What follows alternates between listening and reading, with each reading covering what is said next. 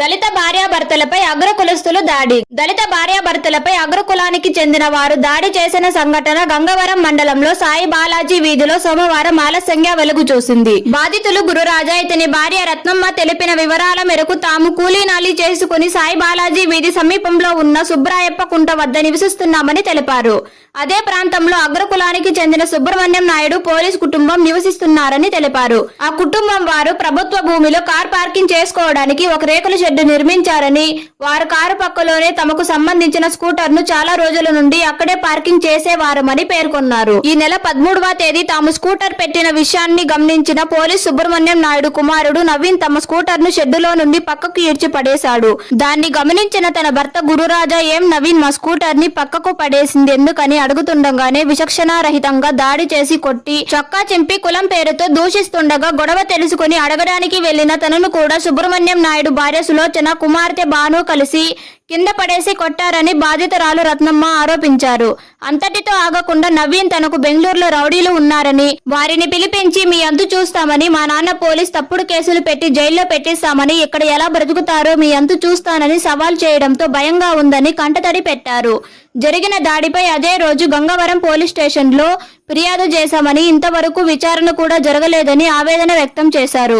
వారి నుండి తమకు ప్రాణ నష్టం కలిగే ప్రమాదం ఉందని రక్షణ కల్పించాలని కోరారు. సాయి బాలాజీ వీధిలో కాపురం ఉన్నాను. అక్కడ 4 ఆవులు పెట్టుకొని జీవనం సాగిస్తున్నాను. గవర్నమెంట్ భూమి అనేది దీంట్లో ఒక షెడ్ వేసుకొని పోలీస్ అయినా ఆ కారు పెట్టుకుంటున్నాడు. సుబ్రహ్మణ్యం నాయుడు పోలీస్ ఆయన కారు పక్కలో నా స్కూటీని పెట్టింటే, మా భార్య స్కూటీని పెట్టింటే పెడతా ఉంటుంది మామూలుగా. మొన్న అతని కొడుకు వచ్చే శుక్రవారము 13వ తేదీ 1:30 గంటకి మధ్యాహ్నం వచ్చి ఇంట్లో నేను పనుకుంటే ఆవులతో పోయిండి వచ్చి అప్పుడు పనుకుంటే రే రారా అని చెప్పి ఇంట్లో నీకు పిలిచి నేను కారు దగ్గర పోయే కొందరికి పిలుచుకుని పోయింది. ఏడరా పెట్టేది నువ్వు అని చెప్పి మెడబెట్టి పట్టుకొని నా భార్య వెనకాలనే పరిగెత్తి వస్తూ ఉంది.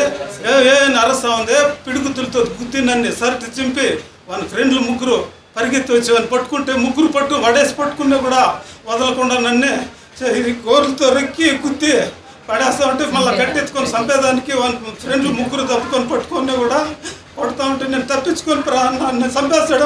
ఏంటంటే నా భార్య అడ్డం వచ్చి రే అరుస్తూ ఉంటే కూడా ఆ భార్యని తన్ని చెప్పుకాలతో తన్ని నన్ను ప్రాణ దీంతో వేసి గుర్తి నన్ను భయభ్రాంతులు దాముకొని ప్రాణంతో పరిగెత్తేసి నన్ను పరిగెత్తకుండా వదలకుండా నన్ను రానా కొడకాన్ని మాలనా కొడక అని చెప్పి చాలా దుర్భాషలాడి వాళ్ళ అమ్మ వాళ్ళ ఫ్రెండ్లు వాళ్ళకి సెల్లుల్లో కూడా పడతా నవ్వుతూ ఉన్నారు.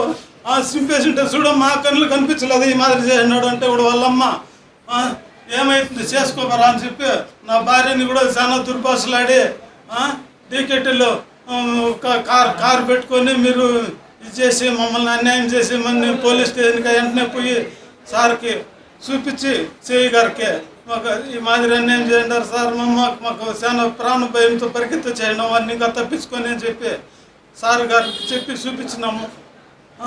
దయచేసి మాకు న్యాయం చేయాల.